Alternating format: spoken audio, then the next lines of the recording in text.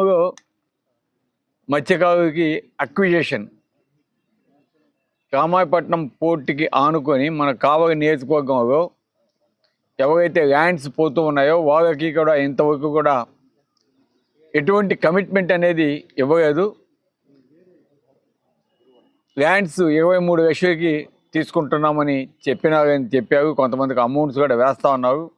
గతంలో వైఎస్ఆర్ కాంగ్రెస్ పార్టీ ఉన్నప్పుడే మేము 30 నుంచి 35 లక్షలు మేము ఇప్పిస్తామంటే ఆ రోజు ఎలక్షన్స్కి ముందు కావ్య కృష్ణారెడ్డి అక్కడికి వచ్చి 50 లక్షలు మేము ఇస్తామని చెప్పి తెలుగుదేశం పార్టీ అధికారంలోకి వస్తే 50 లక్షలు ఇస్తామని చెప్పి ఈరోజు వాళ్ళని మోసం చేయటం దారుణమని కూడా తెలియజేస్తా ఉన్నాం.